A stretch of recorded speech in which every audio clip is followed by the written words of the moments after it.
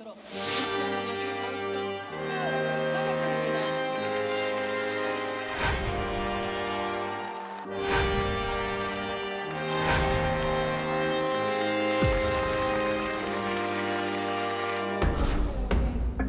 박수 부탁드립니다. 고용의 기회와 질적 측면에서 남녀 격차가 여전히 큰 것으로 나타났습니다.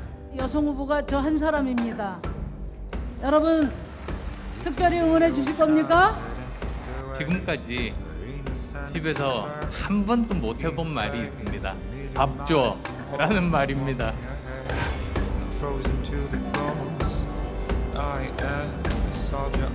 글쎄 좀 아쉽네요. 오늘 이렇게 좋은 행사에 좀 다 같이 만났었으면 더 좋았을 텐데.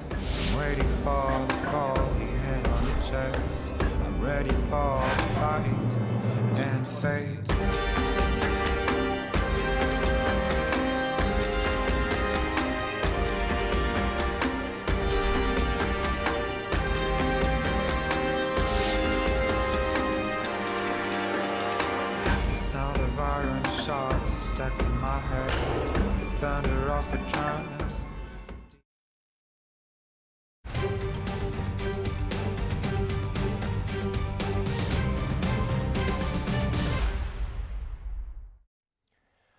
(20대) 대통령 선거를 넉 달 앞두고 YTN은 오늘부터 2주마다 대선 여론조사를 실시합니다.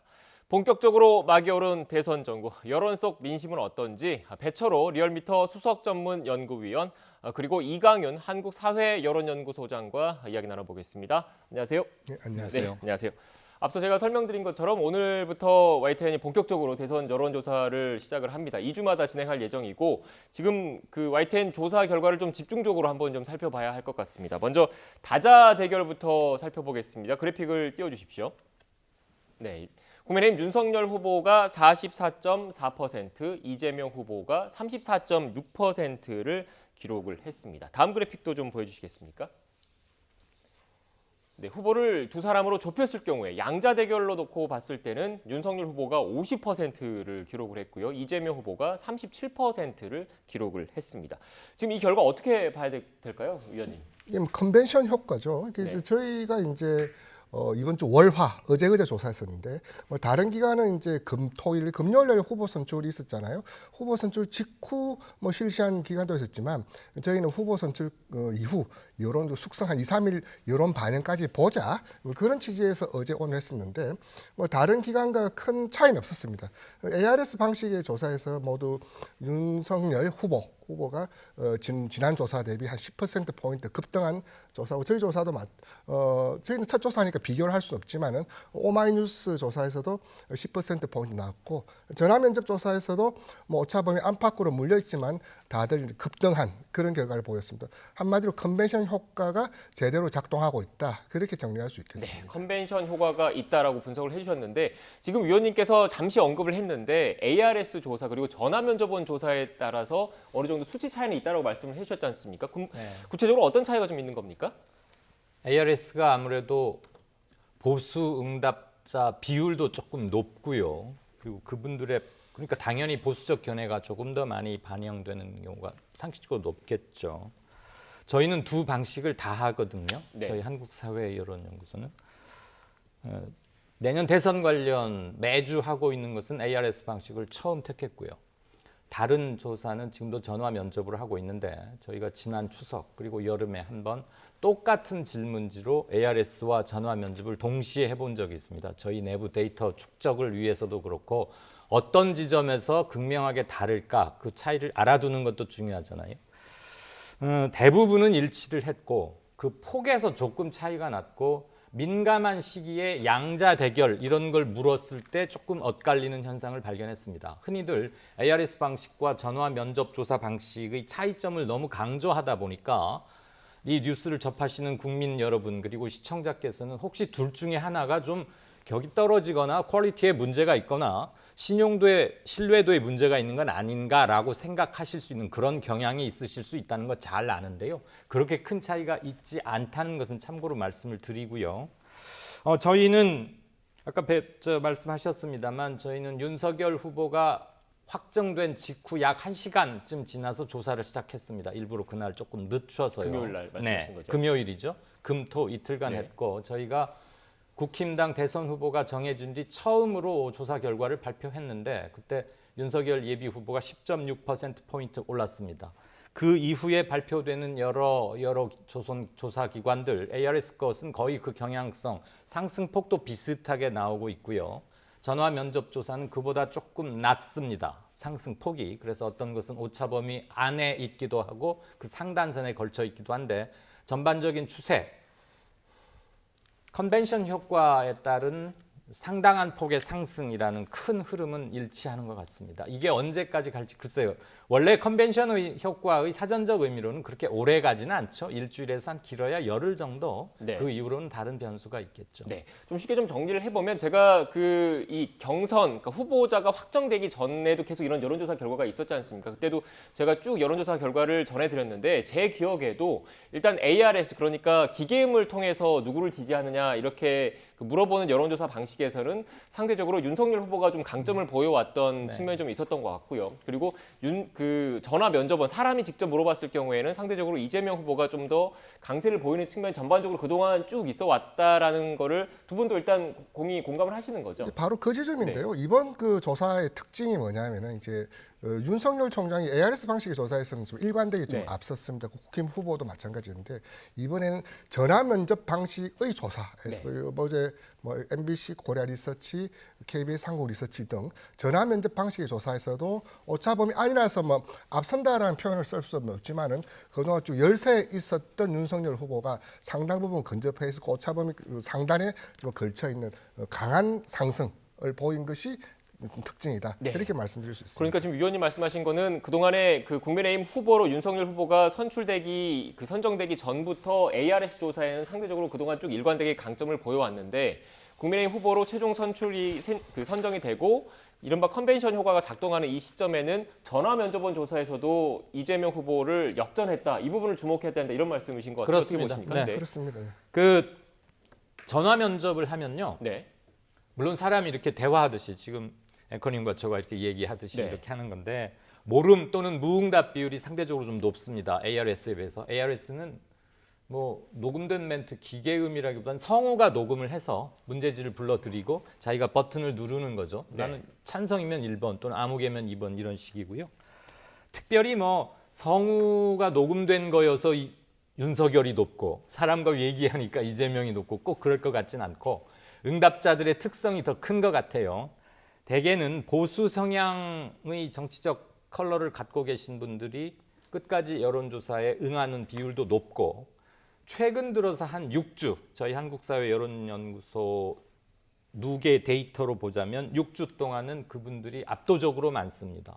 물론 전반적인 정치 지형에서 보수적 색채를 가지신 국민분들이 조금 더 포션이 많긴 하지만 여론조사 응답자 비율을 보면 약 36%가 보수라고 답한 반면 나는 진보 쪽이다라고 하는 분들은 26% 정도, 10%포인트 차이가 나는데 그것도 일정 부분 영향을 미치죠. 한마디로 보자면 정치 정향성에서 진보, 보수, 중도라기보다는 관여도. 네. 결국 이제 전화 상대가 이렇게 사람이 묻고 답하는 저관여도의 사람들도 응답 참여율이 높지만 기계음을 하다 보면 끝까지 쫓아가는 것은 웬만큼 정치 관여도가 관심도가 높지 않으면 쫓아가지 않거든요. 그 이제 일단 그런 측면들. 또 하나 이제 면접원과 이야기하다 보면은 솔직한 답변을 하기가 좀 어렵습니다. 그런데 저희들 이제 샤이 팩터, 샤이 요인이라고 하는데 다른 정치 현안 아까 이 소장님 말씀하셨던 대로 다른 정치 현안은 전화 면접과 ARS가 거의 비슷한데 유독 후보 지지에 있어서는 이제 차이가 나는데 그 차이 결정적인 요인은 뭐냐면 무응답에 있다. 무응답의 크기가 ARS는 상대적으로 적고 전화 면접은 많이 나올 때는 30 후반까지도 나오거든요. 그 점이 이제 양 조사 방법을 가르는 요인이다. 그렇게 말씀드릴 수 있습니다. 실제 사람이 통화를 하기 때문에 자신의 그 속마음을 드러내는 게 조금 어려운 사람들. 네. 그게 지금 무응답으로 반영이 됐다 이런 말씀이신 것 같고요. 그렇습니다. 네. 30초만 더 부연해서 말씀드리고 싶어요. 아마 우리나라의 그런 특성이 조금 더 강한 것으로 보이는데요. 네. 타인에게 나의 정치적 견해를 밝히는 것을 조금 머뭇거려 하거나 주저하는 분위기가 우리가 조금 더 강한 이유는 네.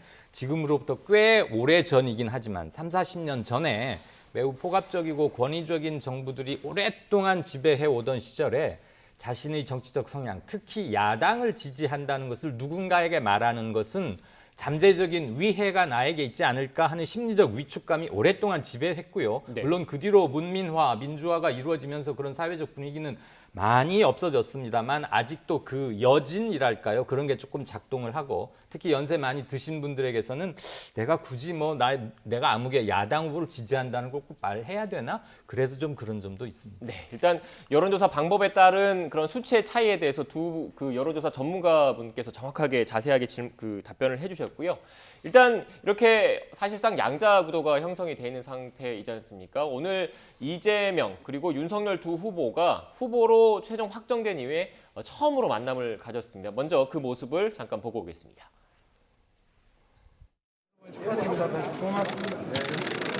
우리가 거의 20몇 년 전에 성남에서 이렇게 법정에서 자주 뵀는데 근데 제가 그 말씀을 들었는데 보기를 봤을 텐데 저는 기억이 없어요.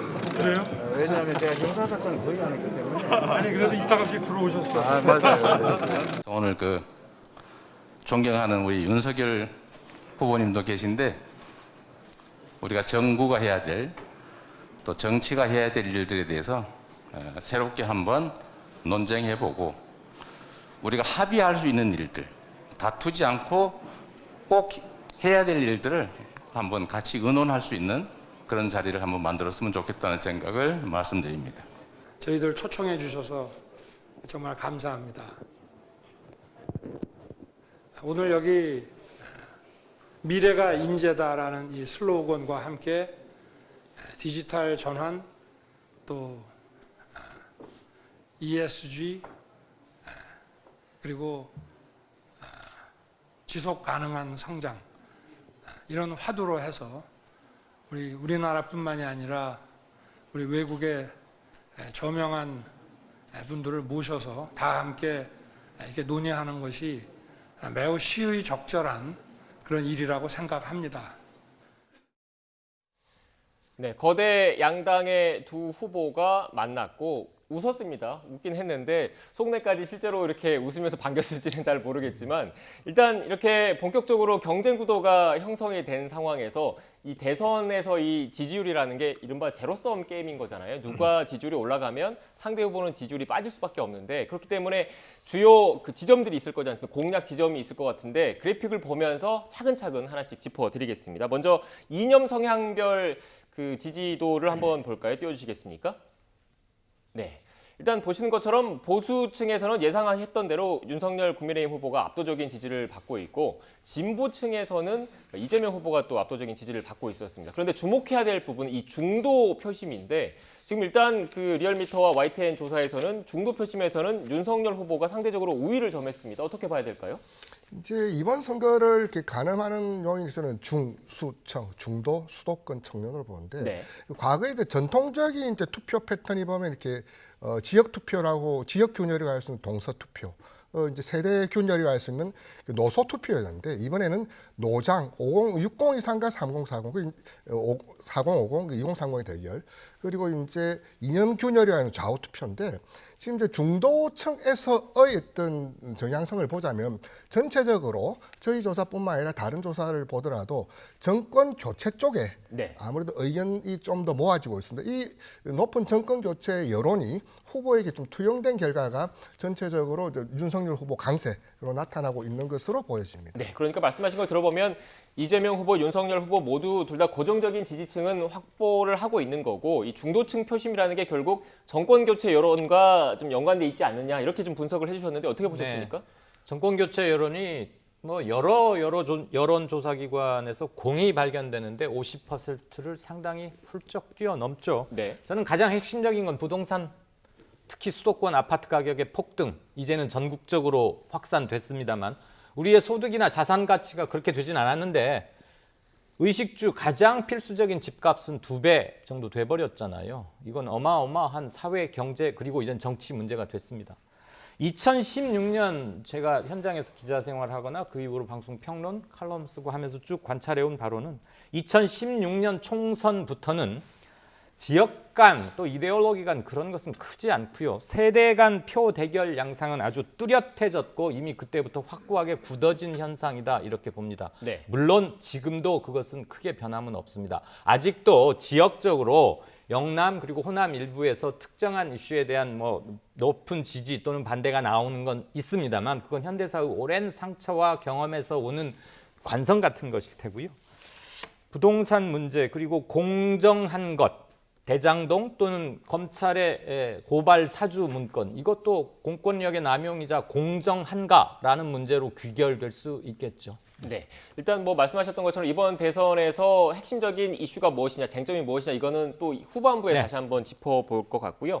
일단 두 분이 또 그 수도권, 청년 뭐 이런 그 주목할 부분을 말씀을 해주셨는데 이 이념 성향 외에 연령별 지지율 그 표본을 한번 좀 보겠습니다. 준비된 그래픽이 있으면 그래픽을 한번 좀 띄워주시겠습니까? 네, 일단 YTN 조사에서 중도 표심은 그 상대적으로 윤석열 후보가 우위에 있는 것으로 지금 나타났고요. 지금 이건 연령별로 지금 확인을 하실 수 있는 모습입니다. 보시는 것처럼 지금 18세에서 29세 그리고 30대에서 윤석열 후보가 상대적으로 이재명 후보보다 그 우위를 좀 점하고 있거든요. 어떻게 봐야 될까요? 이제 과거에 이제 전통적으로 이제 노소 투표라 해서 이제 노인과 이제 젊은 층의 대결인데 이번 선거의 좀 특징이 뭐냐면은 60 이상 노년층과 4050 장년층의 어떤 대결은 뭐 저희 조사뿐만 아니라 다른 조사에서도 일관되게 그 균열이 보입니다. 문제는 2030인데요. 2030이 이제 과거 이제 지난 문재인 대통령 그 당선 때 그쪽에서 그 출구조사를 보면은 20대에서는 47%, 30대에서는 56%를 획득했어요. 네. 그만큼 촛불에 가장 적극적으로 나섰고 문정부 초기에 가장 중요한 지지군이었었는데 지난 4.7 재보선 때만 해도 이제 20대에서는 55%, 30대에서는 56% 오선 후보를 지지했었거든요. 그만큼 이제 그 기대가 무너졌다. 그런 어떤 좀 격하게 이야기하면 뭐 배신이다 이런 표현도 커뮤니티에서 뭐 심심치 않게 쓰는데 거기에 대한 실망감 이런 것들이 이제 그 민주당 그 문재인 후보 이재명 후보에까지 지지를 철회하면서 그 지난 잠시 이제 홍준표에게 쏠렸어. 그렇다면 홍준표 후보에게 있었던 표가 윤석열 후보에게 그대로 갈 것인가 이것이 이번 조사를 보는 주요한 포인트였는데 큰 이탈 큰 손실 없이 그대로 윤석열 후보에게 옮겨가고 있는 것으로 보여지고 실제로 그 다자 대결뿐만 아니라 가상 대결에서도 윤석열 후보가 50을 찍었다는 것은 2030에서의 전폭적인 지지가 없으면 불가능한 수치거든요. 네. 지금 이제 이 정권에 실망한 분노한 그 정권 교체 정서강한 2030의 높은 지지가 현재 윤석열 후보의 고공행진을 만든 요인이다. 좀 그렇게 정리할 수 있겠습니다. 네, 제가 추가로 좀 질문을 드리면 그 여론조사를 할 때도 그 인구 분포를 좀 보고 나서 통계학적으로 2030 세대가 몇만 명인지를 놓고 그 비율에 따라서 여론조사를 하기 때문에 앞서 아까 50% 가까이 양자 대결 때 나온다는 거는 2030 세대도 그만큼 지지율가 했기 때문에 가능한 수치다. 이렇게 그렇죠. 제가 이해를 하면 되겠습니까? 2030에서 그 정도 전폭적인 수치가 나오지 않으면 네. 50이라는 수치가 불가능합니다. 네. 일단 지금 뭐 그 배 의원님께서 이렇게 설명을 해주셨는데 지금 그 이재명 후보 캠프 내에서도 이런 움직임을 알고 있을 거지 않습니까? 네. 그래서 최근에 이재명 후보의 그 행보를 보면 유독 청년들과의 그런 접점을 모색하게 한 행보가 많더라고요. 그것도 예. 다 연장선에 있다고 봐야 되겠습니까? 그렇죠. 지금 10진법으로 우리가 네. 편의상 20, 30, 40 이렇게 나눴잖아요. 한 가지 주목할 부분은 20대의 전체 인구수, 투표, 유권자 수가 50대의 70%가 채 안 됩니다. 아, 그렇습니까? 네, 상당히 큰 차이죠. 그런데 우리가 이거 익히 보아온 아까 화면에 나갔던 거 자주 보아왔던 표인데 20대, 30대, 40세 미만 분들을 제외하고는 10진법상으로 이렇게 나눴을 때 세대별로 지지 후보 표가 상당히 굳어져 있는 양상이에요. 적어도 한 70 내지 75%쯤은 나는 아무개를 찍을 내가 이미 상당히 굳어져 있고 네. 현재 지지를 표명하신 분들께 여쭤보면 그중에 76%가량 바꾸지 않겠다. 웬만히 큰 사건이 터져서는 터지지 않고는 나는 그냥 계속 이 사람 가겠다는 거거든요. 상대적으로 조금 변화의 가능성이 있는 세대가 40세 미만 분들입니다. 이들은 50세 위상 분들하고는 굉장히 가치관도 다르고 라이프 스타일도 다르고 문화가 달라요. 네. 왜 저 사람들은 저런 노래 좋아하지? 그런 거 많이 느끼잖아요. 그들도 실은 똑같이 느끼거든요. 그분들이 늘 그 층은 항상 기존 질서, 기존 권력층에 조금씩 반발하거나 새로운 걸 추구하는 경향이 항상 있어 왔는데 지금 이분들이 정치적으로 자신을 대변할 것을 마땅히 찾지 못했다거나 현 정부 들어서 실망하고 있는 강도가 크다거나 그래서 이분들에게 이재명 후보뿐만 아니라 공들이는 거고 윤석열 후보도 공교롭게 이 연령대 분들에게 좀 취약한 지지율을 보이고 있는 마찬가지죠. 네. 그러니까 이들을 누가 얼마나 많이 그리고 오랫동안 지지를 끌고 가느냐가 그래서 투표일까지 가느냐가 승부의 향배를 결정짓는다고 봅니다. 한마디 더 보태자면 그 40, 50층 대 60 이상은 상당 부분 이제 지지 후보 결정했다는 의견이 높습니다. 네. 저 이제 역으로 말씀드리자면 2030의 선택이 다른 말로 표현하면 그 유동성이 대선 전체의 있던 불확실성을 높일 수 있는 요인이고 그다음 과연 지금 높은 지지를 받고 있는 윤석열 후보가 2030에서 받고 있는 높은 지지율이 끝까지 갈 것이냐 이것이 이번 대선을 미리 보는 중요한 포인트다. 그렇게 말씀드릴 수 있겠습니다. 그러니까 표심이 어떻게 움직일지 모르는 2030 세대의 표심이 이번 대선 청와대에 입성할 수 있는 그 후보자를 결정할 수도 있는 중요 변수다 이런 말씀이셨던 것 같고요. 이렇게 그 이념별 그리고 연령별로 살펴봤는데 지역별 표심도 한번 살펴봐야 될 것 같습니다. 그거를 좀 알아보기 전에 오늘 윤석열 후보가 광주에 가지 않습니까? 이른바 전두환 씨 옹호 발언과 관련해서 많은 논란을 불러일으켰는데 관련해서 녹취를 먼저 듣고 오겠습니다. 국민의힘이 적극적으로 동의를 해준다면 예. 5.18이 지닌 정신적 가치, 민주주의의 어떤 그 분수령적인 사건으로서 가치 이것을 헌법에 넣는다는 거 굉장히 중요하잖아요. 국민의힘이 그 동의를 해서 이번 그 21대 국회 내에서 만약에 그걸 처리할 수 있다면 저는 그런 것까지를 보다 적극적으로 오셔서 사과의 내용으로 제시를 해주면 네. 우리는 한 번쯤 다시 한번 생각해 볼 수 있겠다. 광주 시민은 여당의 정치적 공세하고는 일정한 선을 긋고 이선과 합리로 이제 어차피 이재명 후보, 윤석열 후보 중에서 선택할 수밖에 없는 대선이 됐는데 어느 분이 더 능력과 자질 면에서 가치와 이념, 노선 면에서 대한민국을 제대로 이끌 것인지를 판단해가지고 본질적인 문제에 분석을 하고 평가를 하고 선택과 결정을 하는 절차를 알겠습니다. 밟아야 할 때가 아닌가 저는 그렇게 생각합니다. 네, 들으신 것처럼 이른바 전두환 씨 옹호 발언 논란으로 논란을 일으킨 윤석열 후보가 오늘 광주를 방문합니다. 광주에서 뭐 사과할 계획인 것으로 좀 알려지고 있는데 지금 그게 반영이 됐을까요? 지금 지역별 표심 한번 다시 그래픽을 띄워주시겠습니까? 네. 네, 다자대결일 경우에 지역별 여론조사 결과입니다. 지금 보시는 것처럼 광주 전라 지역, 호남 지역에서 윤석열 후보의 지지율은 13%에 불과합니다. 반면 이재명 후보는 64%대를 지금 기록을 했는데 아무래도 최종 후보 확정 전에 경선 과정에서 불거진 전두환 씨 옹호 발언 논란이 호남 민심에 좀 작용을 했다 이렇게 봐야 되겠죠? 아주 컸죠, 그건. 네. 이제 이 논란은 오늘 이제 어찌 보면 윤석열 후보가 후보 선출되고 뭐 어제도 행사장 네. 갔었고 오늘 행사장 갔죠.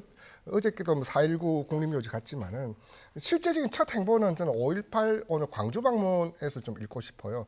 그 문제를 빨리 조기 정리하지 않으면은 이 문제는 굉장히 커질 수 있다. 우리가 뭐 실수는 할 수 있지만 그 실수를 수습하는 과정에서 어찌 보면 그 사람의 어떤 본질적인 생각, 철학의 깊이를 읽을 수 있는데 지난번 개사과는 빨리 불을 끄지 않으면 더 커질 수 있기 때문에 광주 방문도 그런 맥락에서 행선지를 잡은 것 아니냐 그렇게 좀 읽힙니다. 네, 오늘 윤석열 후보의 광주 방문이 호남 민심에 어떤 변화를 일으킬지 좀 지켜봐야 될 것 같고 소장님께는 이 질문을 좀 드리겠습니다. 앞선 그래픽을 다시 한번 좀 띄워주시겠습니까? 저는 주목했던 게 부산, 울산, 경남, 이른바 부울경 지역에서 이재명 후보의 지지율을 좀 주목을 해봤습니다. 네. 이 부울경 지역 같은 경우에도 인구가 많은 곳이잖아요. 이곳에서도 지지율을 어느 정도 올리지 못할 경우에 사실상 본선에서 좀 쉽지 않은 싸움을 할 것이다 이런 분석이 많던데 어떻게 보십니까? 동의합니다. 네. 중요한 포인트고요. 부울경에서 지금 민주당 후보들이 뭐 국회의원 총선거건 시장 선거건 대선이건 지난 17대 네. 저 문재인 후보가 당선될 때 그때 보면 35%를 넘길 때가 많았습니다. 네. 되게 그런 선거에서 이겼고요. 부산시장 선거를 예로 들면 김정길 당시 민주당 후보가 꽤 오래 전입니다. 44%를 얻고 진 적도 있습니다만 네. 굉장한 선전이죠. 김영춘 후보도 상당히 올랐고요. 그런데 지금으로는 자막을 나가죠, 화면에. 이재명 후보가 한 22% 정도 얻는 걸로 나옵니다. 민주당 후보들이 잘 될 때 얻었던 최대치에는 조금 미달해 있고 저 숫자로는 이기기가 힘듭니다. 수도권 다음으로 인구 밀집 지역이 부울경 지역이고요. 네. 그곳에서의 발신되는 정치적 메시지가 중부나 수도권에 있는 출향 인사들 그리고 다른 시민들에게도 꽤 영향을 미친다고 보고요. 호남 관련해서 한 말씀만 좀 드리고 싶습니다. 전두환 50 당시의 폭압적이고 권위적인 정권의 무단 통치의 피해는 물론 상징적으로 가장 호남에 집중됐던 건 사실이지만 호남에 한 번 또는 몇 번 가서 무릎 꿇고 사과한다고 그게 곧바로 치유가 되거나 사과가 정치적으로 받아들여지는 것 같지는 않습니다. 네. 당시 모든 피해는 국민과 전국적으로 빚어졌던 50 당시의 현상이고요. 사과는 횟수나 이런 것 못지않게 오히려 더 중요한 건 진정성이라고 보고요. 사과 이후에 사과한 사람이 바뀌어야 합니다. 바뀌지 않으면 이전에 아무리 사과를 했어도 그 사과는 무화, 없어져 버리는 것이죠. 100번 사과하고 서울에 올라가서 망언을 계속 늘어놓으면 누가 그걸 사과했다고 받아들이겠습니까? 네. 그리고 이제 이 문제도 좀 짚어봐야 될 것 같습니다. 앞서 보신 것처럼 그 서울과 경기, 인천 그러니까 이른바 수도권 지역은 그동안 여당이 상대적으로 강세를 보이는 지역이다 이런 여론조사 분석가들의 평가가 많더라고요. 그런데 앞선 그래픽을 보시면 알겠지만 윤석열 후보가 좀 우위를 보이는 곳이 지금 나오고 있습니다. 이게 자연스럽게 앞서 소장님도 말씀하셨는데 부동산 관련된 이슈와 연관돼 있다 이렇게 봐야 되겠습니까? 네, 맞습니다. 지금 특히 서울 같은 경우는 지난 그 LH 사건부터 이제 4.7 재보선이라는 대형 이벤트를 거쳤음에도 불구하고 아직도 이제 부동산의 터널, 그 악재에서 정부 여당이 벗어나오지 못하고 있는 것이 여러 지표에서 지금까지도 나타나고 있거든요. 지금 특히 이제 대표적으로 정당 지지도 같은 경우도 계속적으로 이제 민주당 진보층에서의 우세가 있었는데 올 봄 이후로는 한 번도 넘어서질 적이 없어요. 네. 이제 그것이 이제 후보 지금 지지율까지 그대로 좀 이어져 오고 있는데 역시 부동산 악재. 왜냐하면 서울이 이제 부동산 가장 큰 시장이죠. 경기도 마찬가지고 결국 이제 부동산 문제를 지금 이번 대선 쟁점에 나오지만 부동산 가격 안정화가 가장 중요하다라고 답한 응답이 34.6%. 즉 국민 3분 중에 1명 정도는 부동산 가격을 안정시키는 문제가 이번 대선 가장 후보들이 주요하게 다뤄졌으면 하는 바람을 나타나고 있는데요. 네. 그만큼 이제 서울, 이제 경기, 인천, 수도권에서는 전국 평균이 그렇다면 수도권에서는 이보다 좀 높았으면 높았지 저보다 낮은 수치는 아니다. 그렇게 말씀드릴 수 있습니다. 네. 지금 위원님께서 부동산과 관련된 그 일반 유권자들이 얼마나 관심 갖고 있는지 설명을 해주셨는데 앞선 그래픽을 다시 보면 부동산 또 못지않게 지금 보시는 것처럼 대장동 그리고 고발 사주 관련 의혹도 살펴봐야 된다. 이른바 그 후보자들의 도덕성과 관련된 의혹에 대해서도 검증이 필요하다. 이것도 이런 의견도 상당히 나오고 있습니다. 그런데 이 대선 이슈 영향 이거 두 개만 그 양 후보를 놓고 따로 봤을 때는 대장동 개발 사업 논란을 좀 더 영향력이 있다라고 이렇게 보는 분들이 많더라고요. 어떻게 생각하십니까? 저도 그 견해에 동의합니다. 네. 부동산 문제는 이미 오래전부터 예고됐고 국민 모두가 알고 있고 국민 대부분이 대상자고 네. 그냥 쭉 상수처럼 가는 거고요. 대장동과 고발 사주권은 도중에 툭 튀어나온 것이긴 한데 파급력이나 인화력 네. 그리고 이게 수사 결과가 어떻게 되어가느냐 밝혀지는 전모의 얼개에 따라서 이렇게까지 했었어? 그 결과가 어떻게 되느냐에 따라서는 부동산 문제보다 오히려 더 인화성이 큽니다. 물론 두 후보가 직접적으로 여기에 관여됐다거나 뭘 지시했다거나 보고받았다거나 하는 흔적은 아직까지는 없어 보입니다만 네. 주변에 아주 가까운 사람들이 드러난 것, 연루되는 것으로 밝혀진다면 그 데미지는 어마어마하게 클 거고요. 우리가 지금 바로 알 수 있는 것 중에 하나가 이재명 후보가 훨씬 한 달 가까이 빨리 대선 후보 지위를 획득했음에도 컨벤션 효과를 누리지 못하고 아직도 박스 상단권에 갇혀 있는 듯한 여론조사 결과가 가장 나오는 첫 번째 이유는 대장동 건에 이재명 후보가 뭐 수루에 돈을 받았다거나 뭘 지시했다거나 라기보다는 이 말도 안 되고 어마어마한 사건이고 도대체 어떻게 이런 일이 있을 수 있지라는 굉장히 큰 미스테리에 어쨌거나 당시에 성남시장이었고 네. 확실히 안개가 거치지 않으니까 국민들 마음속에서 아직 승인이 잘 안 되는 거예요. 그래서 전폭적인 지지를 하려다가 멈칫하고 멈춰 있는 겁니다. 네. 그러니까 지지율이 더 치고 올라가질 못하는 거죠. 이 안개가 명확히 거치기 전까지는 이재명 후보는 의미 있는 점프업 지지율이 확 뛰어오르는 것은 조금 힘들 것 같고, 그 점은 윤석열 후보도 마찬 비슷합니다. 고발 사주권, 손준성 검사 등등등이 이것을 총장에게 보고를 하고 했을까? 상식적으로 그럴 것 같진 않은데, 보고까지는 아니더라도 인지를 하거나 사전에 알고 있었다면 이건 굉장히 큰 문제죠. 그렇죠. 막았어야 하는 겁니다. 네. 검찰총장이었으니까. 과연 그것을 수사 결과로 어디까지 밝혀질 수 있을지는 모르나 여전히 이 문제에 대해서도 국민들은 굉장히 커다란 물음표를 갖고 있습니다. 네, 이게 제가- 장애가 될 겁니다. 네, 제가 지금 소장님 말씀에 덧붙여서 이 그래픽을 좀 보여드리고 싶은데, 말씀하셨던 것처럼 이 대선 후보에서 실제 투표소에서 누굴 찍을 것인지 결정 요인 가운데 그 소속 정당 후보자의 자질과 도덕성, 잘 모름 이렇게 질문을 던졌거든요. 그랬더니 후보 자질과 도덕성을 주요 변수로 생각을 하겠다라고 한 사람이 70% 가까이 됐죠. 네, 지금 보시는 것처럼. 네. 네. 보통 이제 그 선거 캠페인에 4요소 혹은 5요소라고 하는데 네. 후보, 정당, 정책과 이슈, 조직 자금. 근데 정책과 이슈는 이제 정당으로 수렴되고 이제 그 조직 자금 인물로 수렴돼. 결국 당이냐 후보냐 이제 그렇게 되는데, 이번 같은 경우 이제 후보 자질과 도덕성. 저 말은 그 후보 자질과 도덕성이 중요하다지만 그만큼 네거티브 전이 격렬하다는 거거든요. 이미 그 역대급 네거티브는 이미 그 지수가 있다라면 충분히 갱신하고도 남았었고, 이제 본격화되고도 남을 수준인데요. 2016년도 이제 미국 선거를 한번 돌이켜 보자면은 그때 힐러리와 그 트럼프 간에 격렬한 네거티브전이 있었거든요. 네. 둘 다 호감도가 50을 넘지는 않았어요. 그때 나온 이야기가 뭐냐면은 나는 그 트럼프가 좋아서 찍은 것이 아니라 힐러리가 싫어서 찍었다. 그 정오 투표, 분노 투표. 차악을 선택했다. 그리고 차악 투표였고, 또 하나가 나는 트럼프를 찍은 것이 아니라 공화당을 찍었다. 인물 투표가 아니라 전형적인 진영 선거로 나타나거든요. 우리도 마찬가지로 인물과 정책은 실종되고 그것이 이제 정당이 수렴하지 못한 상태에서 진영 간의 어떤 갈등, 진영 간의 어떤 응징 투표, 보복 투표 이런 식으로 나타난다라면은 선거 이후에도 굉장히 큰 우리 사회가 깊은 후유증을 앓을 수 있다.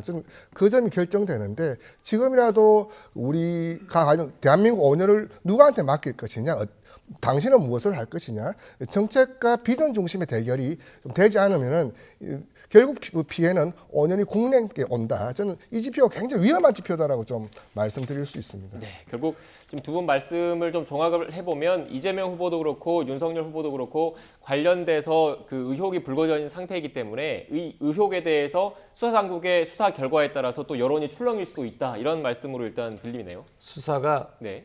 아주 깊이 있게 그리고 빨리 많이 진행될 것 같지는 않습니다. 네, 그 부분은 또 이제 네, 수사 당국에서는 뭐 최선을 다해서 수사를 예, 한다고 하니까 예. 개인적인 의견으로 일단 말씀을 전하겠습니다. 지금까지 배철호 리얼미터 수석전문연구위원, 그리고 이강윤 한국사회여론연구소장과 전국 현안 그리고 여론조사 결과에 대한 이야기 나눴습니다. 오늘 말씀 고맙습니다. 고맙습니다.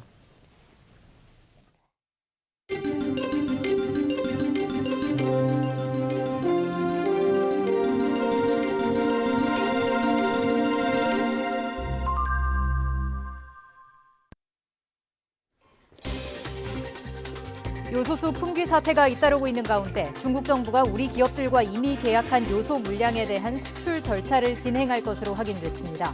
정부는 이르면 오늘 중국에서 들여올 요소 물량과 시간을 발표할 예정입니다. 호주에서 긴급 도입하기로 한 요소수 2만 7천 리터를 실어오기 위해서 우리 공군의 다목적 수송기가 오늘 저녁 출발합니다. 군 수송기는 내일 오후 김해 공항에 도착할 것으로 예상됩니다. 임기 6개월을 남긴 문재인 대통령이 오는 21일 국민과의 대화를 엽니다. 백신 접종을 완료한 국민 200여 명이 직접 참여해 코로나 위기 극복과 방역, 민생 경제를 주제로 소통할 예정입니다. 더불어민주당 이재명 대선 후보가 자신을 둘러싼 대장동 의혹과 관련해 야당의 특검 요구를 받아들일 수 있다는 취지로 말해서 입장 변화 가능성을 제기했습니다. 국민의힘 윤석열 후보는 오늘 오후 광주를 방문해 전두환 씨 발언에 대해 사과할 것으로 보입니다. 대장동 의혹을 수사하는 검찰이 오늘 오후 화천대유 대주주 김만배 씨와 남욱 변호사 등 구속 피의자들을 이틀 만에 다시 불러 조사합니다. 검찰은 이들을 상대로 대장동 개발 당시 성남시 윗선의 관여 여부 등 정관계 로비 의혹을 추궁할 것으로 전망됩니다. 지난달 은행의 가계대출이 5조 2천억 원 증가한 것으로 나타났습니다. 한 달 전에 비해 증가폭은 축소됐지만 제2금융권을 포함한 가계대출 증가액은 6조 1천억 원에 달했습니다. 한국 기업들이 중국 측과 이미 계약한 요소 18,000톤가량이 조만간 국내에 반입될 것으로 보입니다. 외교부는 중국산 요소 수입 절차의 신속한 진행을 위해 다양한 채널로 소통한 결과 중국이 한국 기업들과 이미 계약한 물량 18,700톤에 대한 수출 절차를 진행할 것임을 확인했다고 밝혔습니다. 이번에 들어올 요소 18,700톤은 국내 소요량의 두세 달치에 해당하는 물량으로 요소수 수급난 해소에 기여할 것으로 기대됩니다. 호주에서 긴급 도입하기로 한 요소수 2만 7천 리터를 실어오기 위해서 우리 공군의 다목적 수송기가 오늘 저녁 김해공항에서 출발합니다. 군 관계자는 호주까지 왕복 20시간 정도가 소요돼 내일 오후 요소수를 싣고 김해공항에 도착할 것으로 예상된다고 밝혔습니다.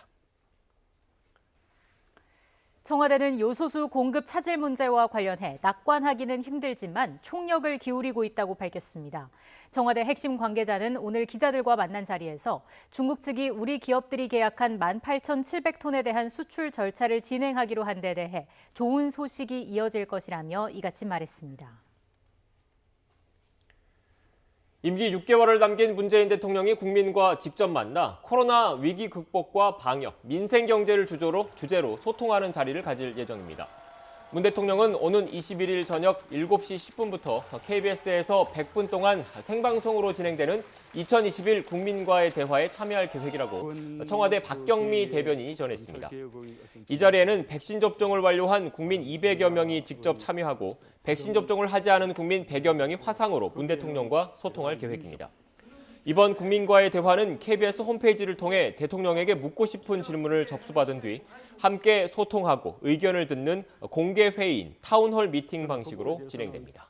한편으로 검찰 내부 코로나19 신규 확진자는 휴일 휴가가 사라지면서 전날보다 700명 넘게 늘며 2,425명을 기록했습니다. 사흘 만에 다시 2,000명대로 올라선 것입니다. 지난주부터 시작된 단계적 일상 회복과 헬로윈데이 등의 영향이 반영된 것으로 풀이됩니다.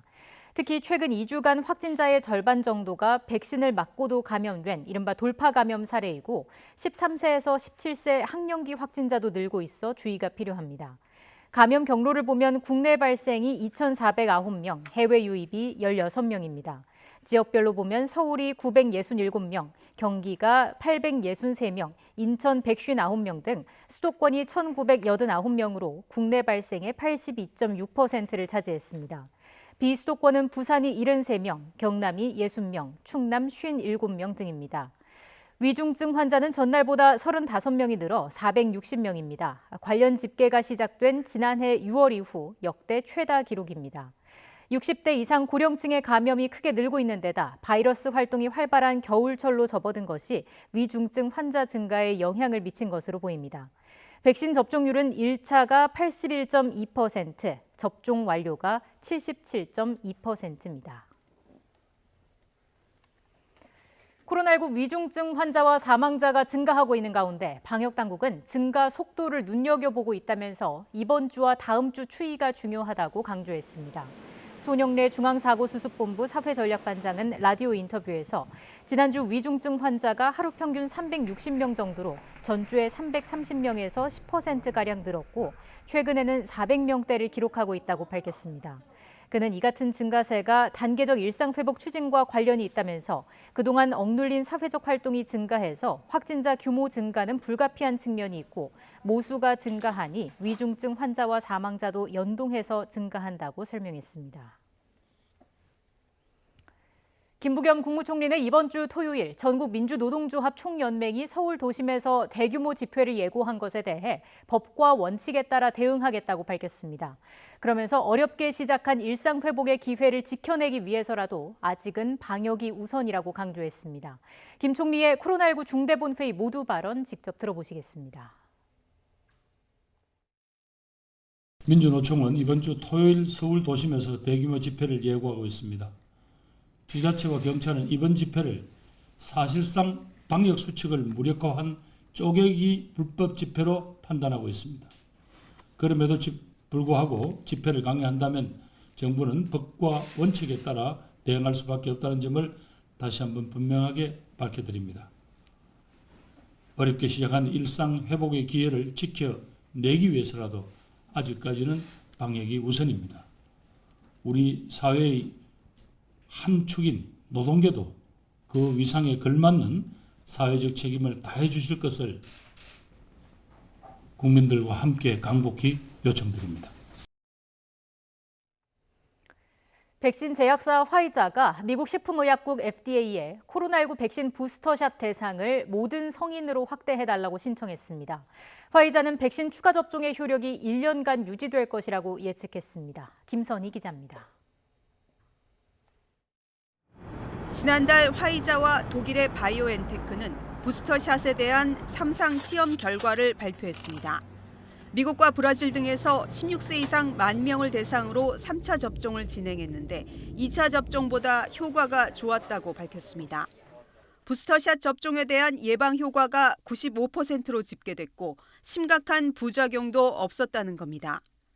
엘버트 블라 화이자 CEO는 2차 접종 6개월 뒤부터 면역력이 떨어진다는 점을 강조하며 부스터샷이 예방 효과를 더 높일 수 있다고 말했습니다. It looks like that it will last for a year. It looks like that there is a chance that this will become an annual revaccination. 화이자는 이번 시험 결과를 토대로 FDA에 코로나19 백신 부스터샷 대상을 18세 이상 모든 성인으로 확대해달라고 신청했습니다. 현재 미국에서 화이자 백신 부스터샷은 65세 이상 고령자와 65세 미만 고위험군만 가능합니다. 뉴욕타임스는 FDA가 오는 25일 추수감사절 전까지 화이자의 부스터샷 확대 신청을 허가할 것으로 보인다고 보도했습니다. 최근 유럽 등 여러 나라의 코로나19 재확산 움직임이 두드러지면서 각국 정부는 부스터샷 확대에 주력하고 있습니다. 캐나다는 18세 이상 모든 성인에 대해 부스터샷 사용을 승인했고 프랑스도 다음 달 초부터 50대 이상을 대상으로 부스터샷 접종을 시작합니다. YTN 김선입니다. 고발 사주 의혹의 제보자 조성은 씨가 고소인 조사를 받기 위해서 경찰에 출석했습니다. 조 씨는 윤석열 국민의힘 대선 후보 등이 정치적 이익을 위해서 자신을 모욕하고 무고했다고 주장했습니다. 또 고발 사주 의혹을 부인하는 김웅 의원에 대해선 모든 게 거짓말이라면서 강하게 비판했습니다. 직접 들어보겠습니다. 자신들의 정치적 이익을 위해서 사실 이 공익신고한 행위들을 용납할 수 없는 방법으로 굉장히 이제 모욕을 하는 것을 넘어서 허위로 무고를 하고 보복 범죄 등을 이제 저질렀기 때문에 이 자체도 굉장히 중대한 범죄 행위라고 생각합니다. 그런 사람들이 이제 전직 검찰총장이고 그리고 전직 검사 출신 현 국회의원들이고 김웅 의원은 모든 순간을 거짓말을 하고 있습니다. 손준성 검사인 거를 김웅 의원이 몰랐습니까? 그럼 현직 의원이 그 검사가 보냈던 그 자료를 손준성은 나는 검사를 몰랐어요 라고 하지 않는 이상은 그분의 말은 전체가 거짓말이기 때문에 대답할 가치도 없다고 생각합니다. 고발 사주 의혹의 핵심 피의자 손준성 대구고검 인권보호관이 고위공직자범죄수사처에 다시 소환됐습니다. 공수처는 오늘 오전 10시부터 손 검사를 피의자 신분으로 재소환해 조사하고 있습니다. 손 검사는 첫 소환 때와 마찬가지로 공수처 관용차를 타고 차폐 시설을 통해서 비공개 출석했습니다. 대장동 의혹을 수사하는 검찰이 화천대유 대주주 김만배 씨와 천화동인 4호 소유주 남욱 변호사 등 구속 피의자들을 이틀 만에 다시 불러서 조사합니다. 서울중앙지검 전담수사팀은 오늘 오후 두 사람을 소환할 예정입니다. 구속 이후 두 번째 조사인데 검찰은 두 사람을 상대로 대장동 개발 당시 성남시 윗선의 관여 여부와 곽상도 의원 아들이 받은 50억 원의 대가성 등 정관계 로비 의혹을 추궁할 것으로 보입니다.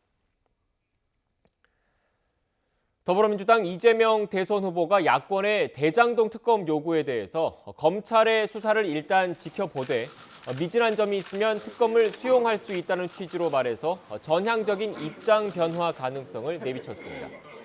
이 후보는 오늘 오전 관훈클럽 초청 토론회에 참석해서 대장동 수사에 의문이 남는다면 특검이든 어떤 형태로든 더 완벽하고 철저한 진상규명과 엄정한 책임 추궁이 필요하다는 데 공감한다고 밝혔습니다.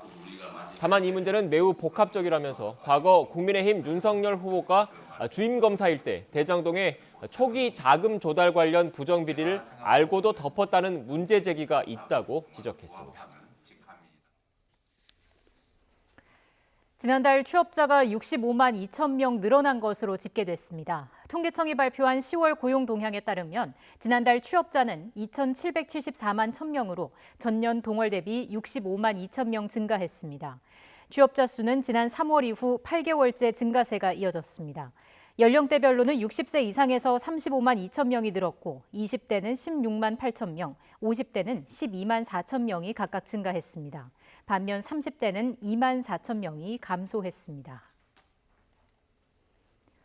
10월 중 은행의 가계대출은 5조 2천억 원 증가해 은행의 가계대출 총액은 1,057조 9천억 원에 달했다고 한국은행이 밝혔습니다. 또 10월 중 은행의 기업대출이 10조 3천억 원이나 늘어나 전월의 7조 7천억 원 증가와 비교해 증가 폭이 크게 늘었습니다. 정부의 가계대출 규제가 강화됨에 따라 은행들이 가계대출보다 기업대출에 주력한 것도 기업대출 급증의 한 원인이 되는 것으로 한국은행은 분석했습니다. 홍남기 경제부총리는 부동산 시장에 대해 일단 상승세가 많이 꺾였고 많이 둔화했다고 평가했습니다. 홍 부총리는 국회 예산결산특별위원회 종합정책질의에서 이같이 밝히면서 부동산 시장을 볼 수 있는 매매 수급 지수가 매수자 우위로 재편됐고 기대심리 지표도 9월 이후 뚜렷하게 하락세로 전환됐다고 말했습니다. 그러면서 이제는 상당 부분 하락세가 진정되어가는 양상을 보이고 있다고 평가했습니다. 최근 법인과 외지인 등의 투기 수요가 1억 원 미만 저가 아파트에 집중됐다는 지적이 잇따르자 정부가 관련 실태 조사에 착수했습니다. 국토교통부는 지난 1년간 법인 등이 공시가격 1억 원 이하 아파트를 집중적으로 사들였다며 이 가운데 다운계약 등 불법 투기 여부를 가려내기 위한 집중 조사를 벌인다는 계획입니다. 정부는 부동산 투기 수요가 매매 거래 시 발생하는 과세를 피하고자 취득세 중과 대상에서 제외되는 1억 원 이하 저가 아파트로 몰린 것으로 보고 있습니다.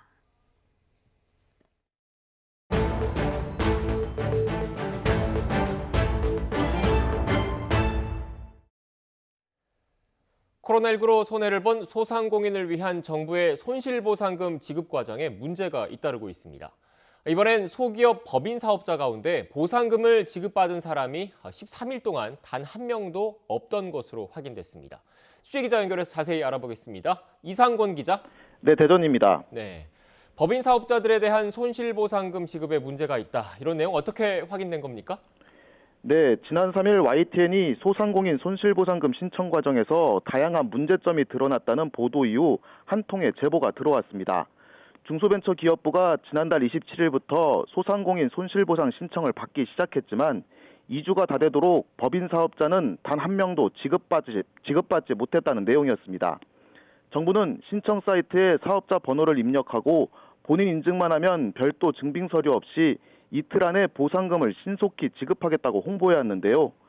제보자는 신청 첫날부터 계좌 인증 과정 등에서 오류가 잇따랐고 안내에 따라 지자체와 지역 중소벤처기업청에 문의했지만 마땅한 해결책이 없었다고 말했습니다. 법인 사업자로 식당을 운영하던 제보자가 가까스로 보상금 신청을 완료할 수 있었던 건 지난 6일이었습니다. 하지만 이번에는 신청 내역이 조회되지 않는다는 답변을 들어야 했다며 답답함을 호소했습니다. 직접 들어보겠습니다. 접수를 해놓고 기다렸던 것들은 데이터가 없다고 하는데 뭐 다들 모른다고 하니까 그냥 무작정 기다리게 만들고 어떠한 공지도 없고 어떠한 안내도 없다 보니까 그냥 바보 돼서 기다리는 것밖에 없거든요. 그런 부분들이 지금 가장 힘들고 아쉽죠. 네, 이상권 기자, 취재를 해봤더니 그 결과 제보 내용은 사실로 확인된 거죠? 네, 그렇습니다. 소상공인들이 모여있는 인터넷 커뮤니티에서도 법인 사업자들의 답답함을 호소하는 글들을 확인할 수 있었는데요. 신청 이력이 확인되지 않거나 지자체 문의에도 답이 나오지 않는다는 등 제보자와 비슷한 불편을 겪었다는 내용이었습니다. 중기부에 확인한 결과 제보자의 말은 사실이었습니다. 법인 사업자에 대한 소상공인 손실보상금 지급은 신청을 시작한 지난달 27일부터 13일 동안 단 한 건도 없었습니다. 네, 정부가 이틀 걸린다고 홍보했던 보상금 지급 왜 이렇게 늦어진 겁니까?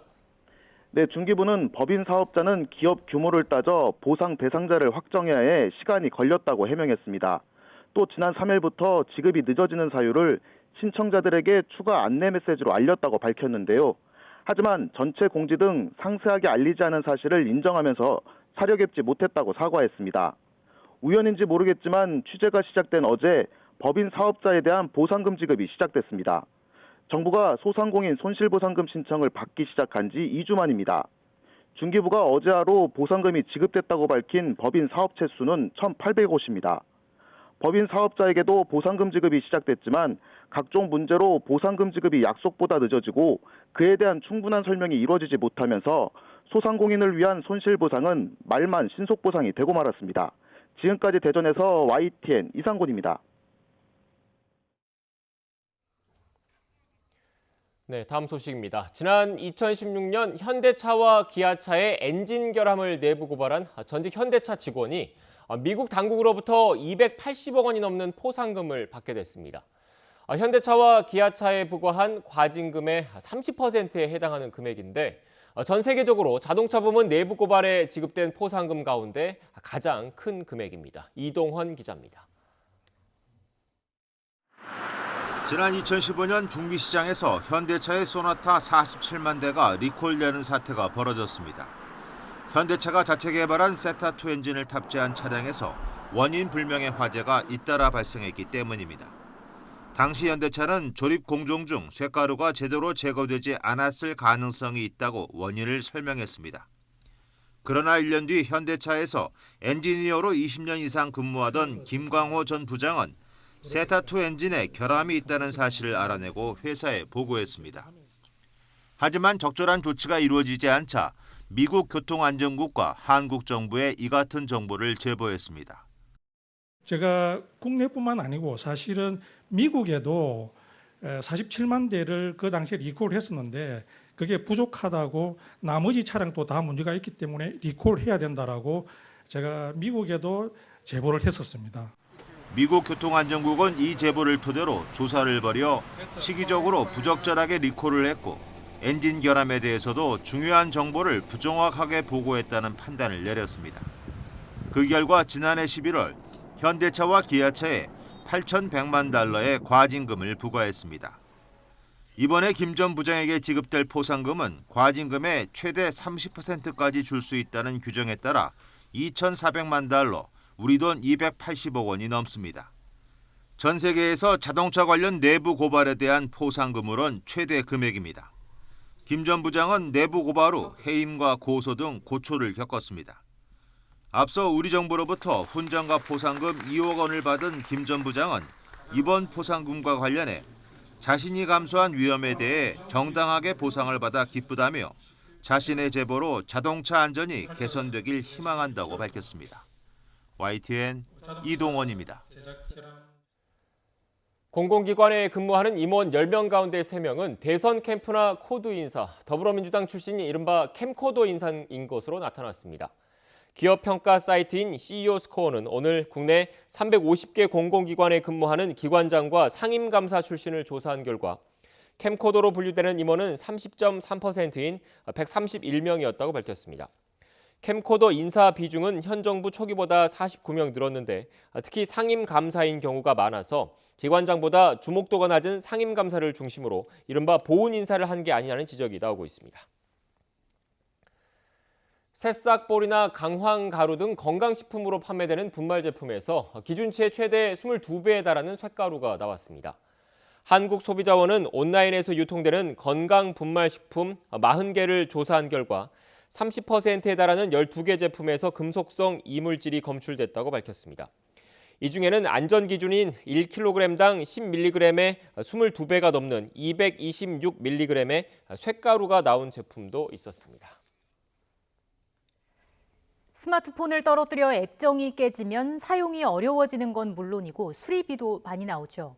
이렇게 깨지거나 손상된 곳에 열을 가하면 원래 상태로 되돌아오는 디스플레이용 액정 소재를 국내 연구진이 개발했습니다. 양회영 기자가 취재했습니다. 스마트폰 고장의 절반 가까이는 액정 흠집이나 깨짐 등 디스플레이 손상입니다. 비용 또한 만만치 않은데 최근 인기를 끌고 있는 폴더블 스마트폰의 경우 액정 수리비는 출고가의 최대 3분의 1을 차지합니다. 그런데 국내 연구진이 손상된 부분을 스스로 치유하는 디스플레이용 액정 소재를 개발했습니다. 기존 재료의 환기반 분자를 특정 비율로 섞어 유리처럼 투명도를 높이면서도 수십만 번 접어도 강도가 유지되게 만든 겁니다. 연구진은 개발한 액정 소재를 머리카락 두께의 절반 정도의 얇은 필름으로 만들었습니다. 개발한 필름은 보호 필름으로도 사용할 수 있는데 떼어내서 열을 가하면 손상된 부분이 원래대로 돌아옵니다. 헤어드라이어 정도인 100도씨 안팎의 열을 10분 정도 쪼이면 새 것처럼 다시 쓸 수 있습니다. 외부의 손상에 의해서 적극적으로 대응할 수 있는 자가치유 특성을 가지고 있는데요. 반복적으로 사용하다가 조금 손상이 있더라도 다시 우리가 쉽게 그냥 그 열만 가해준다고 하면은 다시 새 것처럼 다시 사용할 수 있다는 가장 큰 장점을 있다고 할 수가 있겠습니다. 연구진은 개발한 액정 소재를 우주 발사체나 인공위성 등에 적용하면 극한 환경에서 생기는 균열과 파괴를 자가치유하는 데 활용할 수 있다고 설명했습니다. 또 현재 유리 대신 폴더블용 디스플레이로 사용할 수 있도록 추가 연구도 진행할 계획입니다. YTN 사이언스 양회영입니다.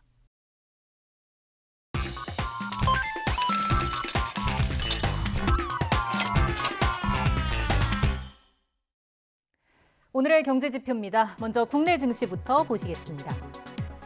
장 초반부터 낙폭을 키운 코스피, 이 시각 현재 2,930선까지 밀려났습니다. 간밤 미국 증시가 고공행진을 멈추고 하락 마감한 것이 부정적인 영향을 미친 것으로 풀이됩니다. 코스닥도 상황은 마찬가지입니다. 외국인 매도세에 1% 넘게 빠지면서 이 시각 현재 990선에서 움직이고 있습니다. 이어서 미 증시 상황 전해드리겠습니다. 연일 고점을 지속하며 피로감이 누적됐다는 평가 속에 9거래일 만에 하락 마감했습니다. 물가 상승률이 높은 수준을 유지하고 있는 데다가 내일 발표되는 소비자 물가에 대한 경계로 투자 심리가 주춤했습니다. 이어서 이 시각 환율 상황 보시죠. 미국의 소비자 물가지수 발표를 하루 앞두고 경계감이 이어지는 가운데 원달러 환율은 1,180원대에서 거래가 되고 있습니다. 글로벌 위험 선호 회피 심리에 더해 국내 증시가 하락한 영향을 받는 모습입니다. 위안원 직거래 환율은 1위안당 185원 선 기록하고 있습니다. 마지막으로 국제 유가 보시겠습니다. 또 올랐습니다. 2주 만에 최고치를 기록했는데요. 공급 부족 사태가 예상보다 심각할 수 있다는 우려가 유가를 끌어올렸습니다. 지금까지 오늘의 경제지표였습니다. 고 이건희 회장의 유족이 국가에 기증한 2만 3천여 점의 소장품을 전시하는 공간. 오는 2027년쯤 서울 종로구 송현동에 세워집니다. 문화체육관광부는 부지 선정 결과를 발표하고 서울시와 업무 협약을 체결했습니다. 김태현 기자입니다.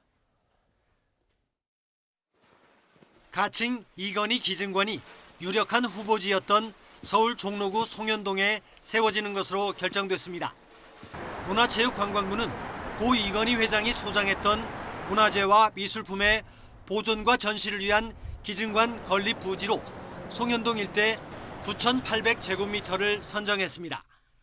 송현동 부지는 정치, 경제, 문화예술의 중심지에 있어 인근 박물관, 미술관과 연계 효과는 물론 국내외 방문객 유입 효과가 크다는 점이 고려됐습니다. 또 인근 부지가 공원으로 조성될 예정이어서 다양한 문화활동을 할 수 있다는 점도 장점입니다. 반면 용산 부지는 공원지구에서 건폐율과 용적률이 낮고 진입로 부지를 추가로 매입해야 한다는 것이 단점으로 꼽혔습니다. 대규모 기증의 문화적 가치를 확산하는 거점이자 인근의 다양한 문화예술 관광 인프라와의 연계를 통해 시대와 장르를 아우르는 새로운 융복합 박물관으로 자리할 것입니다. 이곳 광화문 송현동 일대가 앞서 말씀드린 내셔널몰이나 박물관 섬을 뛰어넘는 세계적인 문화 관광 명소로 거듭날 수 있으리라고 확신합니다. 이건희 회장의 유족들이 국립중앙박물관과 국립현대미술관 등에 기증한 소장품은 모두 2만 3천여 점에 이릅니다. 문체부는 지난 7월 소장품 활용 방안을 발표한 뒤 연구 용역을 통해 용산과 송현동의 입지를 분석하고 평가했습니다. 이를 토대로 국가기증 이건희 소장품 활용위원회에서 최종 부지를 의결했습니다. 문체부는 이번 달 예비 타당성 조사 절차에 들어가 내년 하반기 국제 설계 공모를 추진하고 2027년쯤 개관할 계획입니다. 정부는 의견 수렴을 거쳐 가칭보다 더 확장성 있는 이름을 찾기로 했습니다. YTN 김태현입니다. 수령 800년이 넘은 거대한 은행나무가 천연기념물로 지정된 것을 기념하는 축제가 열렸습니다. 손상된 가지 없이 균형이 잘 잡힌 고목을 마주한 등산객과 주민들, 코로나19 걱정 없이 모두 무병장수하길 기원했습니다. 이기정 기자입니다. 수령 800년에서 850년으로 추정되는 인천 장수동의 은행나무. 넓은 그늘을 들이우고 있는 높이 30m, 둘레 9m의 웅장함에 사람들은 감탄합니다. 해마다 마을에 풍년이 오고 애군이 물러가길 기원하는 당제가 열리던 이 지역의 랜드마크입니다. 저희 할아버지, 그리고 아버지, 저까지 포함해서 3대째 마을의 이제 그 풍년 기원과 이제 애군을 기원하는 이제 은행나무 당제 고사를 여기서 이제 지내왔습니다. 이 은행이 국가지정문화재 천연기념물 562호로 지정된 것은 지난 2월이지만 코로나19 방역으로 축제가 연기되다가 사회적 거리두기 완화에 따라 뒤늦게 축하 행사가 열린 겁니다. 많은 지역 주민과 등산객들이 모처럼의 야외 공연과 기념행사에 관심을 보였고 마스크를 제외하면 예년과 다름없이 들뜬 분위기입니다. 평소 환경 문제에 관심을 갖고 활동을 해오던 유명 배우도 문화재청의 제1호 자연유산 홍보대사로 위촉됐습니다. 오늘 같은 행사를 통해서 자연유산이 많이 지정되고 또 야생동물이 다시 돌아올 수 있는 기회를 갖는다면 정말 뜻깊을 것 같아요. 손상된 가지가 별로 없이 균형 잡힌 자태를 간직하고 있는 장수동 은행나무에 대해 관할 지자체는 주기적인 방제와 적절한 영양 공급 그리고 문화재 지정구역에 대한 경관 개선 사업을 추진하기로 했습니다. 매년 음력 7월 1일 열었던 마을 단위의 도당제 행사도 많은 시민이 참여하는 전통 문화 행사로 확대한다는 계획입니다. 지역 주민들과 또 인천 시민뿐만이 아니고 수도권 전체가 모일 수 있는 그러한 관광 명소로 확실히 자리매김을 할 수 있도록 최선을 다하겠습니다. 주민들은 소래산과 더불어 인천의 대표적 자연유산인 장수동 은행나무가 코로나19를 몰아내고 동네 이름처럼 무병장수를 가져오는 건강지킴이가 되길 기대했습니다. YTN 이기정입니다. 밤 10시에서 11시 사이에 잠자리에 들어야 심장 건강에 좋다는 연구 결과가 나왔습니다. 영국 엑스터대 연구팀이 40대에서 70대 성인 8만 8천 명을 5년 이상 추적 조사한 결과 취침 시간이 밤 10시에서 11시 사이인 사람은 자정 이후에 잠자는 사람보다 심뇌혈관 질환에 걸릴 확률이 25% 낮았습니다. 밤 10시 전에 잠드는 사람도 10시에서 11시 사이에 자는 사람보다 심뇌혈관 질환 발생률이 24%나 높아서 너무 일찍 자는 것은 심장에 안 좋은 것으로 조사됐습니다. 소셜 네트워크 서비스와 가상화폐를 이용해 20, 30대를 대상으로 마약을 유통한 일당이 무더기로 검거됐습니다. 전남경찰청 마약범죄 수사대는 마약 국내 총책과 운반책 등 5명을 구속하고 마약 매수자 14명을 불구속 입건했습니다. 또 이들이 유통하려 한 필로폰과 엑스터시 등 10만 명이 동시에 투약 가능한 마약류를 압수했습니다. 경찰이 올해 3월부터 지난달까지 8개월 동안 사이버 성폭력 불법 유통 집중 단속을 벌여 1,625명을 검거하고 이 가운데 97명을 구속했습니다. 경찰청이 집계한 자료를 보면 성착취 영상을 구매, 소지, 시청한 경우가 43.4%로 가장 많았고 유통, 판매했다가 적발된 게 40%로 뒤를 이었습니다. 피의자들의 나이는 디지털 매체를 사용하는 데 익숙한 10대에서 30대가 1,410명으로 87%를 차지했습니다. 지난 1989년 임수경 미립북 사건과 관련된 외교 문서를 일부 공개하라는 법원 판단이 나왔습니다. 서울행정법원은 한반도 인권과 통일을 위한 변호사 모임이 정보 공개 거부 처분을 취소하라며 외교부 장관을 상대로 낸 소송에서 공개를 거부한 외교문서 30건 가운데 일부를 공개하도록 지난달 7일 조정 권고 결정을 내렸습니다. 외교부가 법원 결정에 따라 어제 공개한 외교문서에는 임수경 씨의 판문점 통과 문제를 두고 당시 우리 정부가 북한, 유엔 사령부 측 등과 논의한 내용 등이 포함됐습니다. 미국 우주 탐사 기업 스페이스X의 우주선이 과학 실험 등의 임무를 마치고 200일 만에 귀환했습니다. 우주선 화장실 고장으로 기저귀를 차는 곤란을 겪었을 뿐 우주 비행사들은 무사했습니다. 이종수 기자입니다. 스페이스X 우주선 크루 드래곤이 까만 밤하늘의 유성처럼 긴 꼬리를 그으며 내려옵니다. 캡슐은 낙하산 4개를 달고 미 플로리다 앞바다로 떨어졌습니다. 무사 착륙을 지켜본 관제센터에서 박수가 터져 나왔습니다.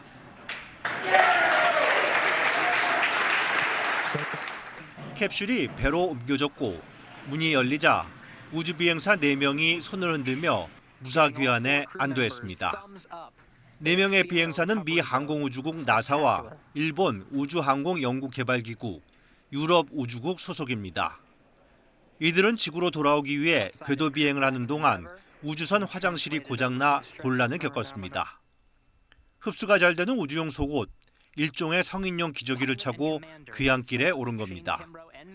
크루 드래곤은 지난 4월 23일 플로리다주 케네디 우주센터에서 발사됐습니다.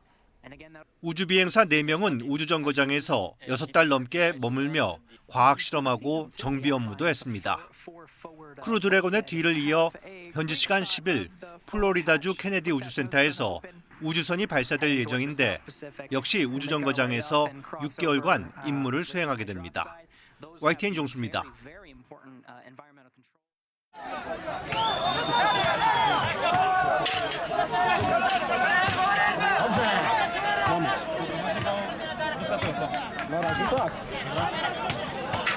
Słuchajcie, jak przejdą w tą centrynę i dojdą do tego płotu.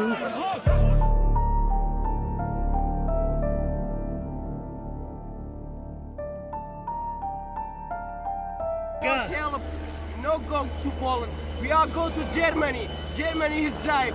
No Poland.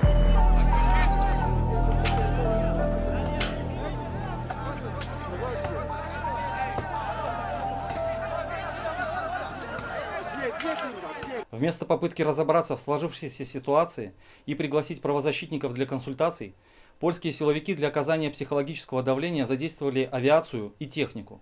Кроме того, распылялся слезоточивый газ.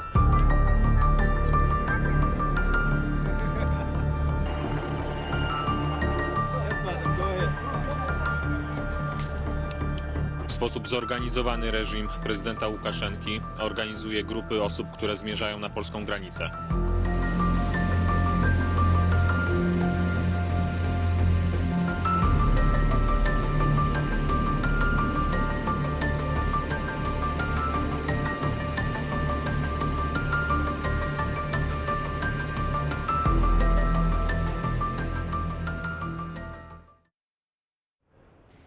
올가을 들어서 가장 추운 날씨가 찾아오면서 오늘 아침 서울에는 첫눈이 내렸습니다. 지난해보다는 30일이 빨랐고 평년보다는 10일이나 빠른 기록이었는데요. 오후에 서울은 종일 흐린 하늘이 함께하겠고요. 찬바람이 불면서 날씨가 무척이나 쌀쌀하겠습니다. 현재 서울 기온은 6.5도지만 찬바람 때문에 체감 온도는 4도 선에 그치고 있으니까요. 나오실 때는 따뜻한 옷차림으로 보온에 신경을 써주셔야겠습니다. 현재 레이더 화면을 살펴보면 찬 공기가 계속해서 유입되면서 서해상에서는 비구름이 만들어지고 있습니다. 이 때문에 전국 곳곳에는 산발적인 비가 이어지고 있는데요. 내일까지 경기 남부와 강원, 충청 이남 지방에는 5에서 20mm의 비가 예상되고요. 대설주의보가 내려진 제주 산간에는 최고 8cm의 눈이 내려 쌓이겠습니다. 오늘 아침은 올가을 들어 가장 추운 날씨가 찾아오면서 대부분 지역에서 체감온도가 영하권에 머물렀습니다. 한낮에도 찬바람이 불며 종일 서늘하겠는데요. 오늘 서울의 한낮 기온은 7도, 광주와 대구는 11도로 어제와 비슷하거나 조금 더 낮겠습니다. 기온은 점차 내림세를 이어가며 금요일에는 서울이 첫 영하권을 보이는 등 때이른 추위가 절정에 달하겠습니다. 이번 추위는 주말 낮부터는 서서히 누그러들겠고요. 수능일이 있는 다음 주에는 예년 이맘때의 늦가을 날씨로 되돌아갈 전망입니다. 모레까지 강원 산간과 해안가를 중심으로는 바람이 무척이나 강하게 불 것으로 보이니까요. 시설물 관리와 안전사고에도 각별히 주의하셔야겠습니다. 지금까지 서울 상암동에서 YTN 신미림입니다. 뉴스 앤 이슈 마치겠습니다. 잠시 뒤 더 뉴스가 방송됩니다. 시청해주신 여러분 고맙습니다.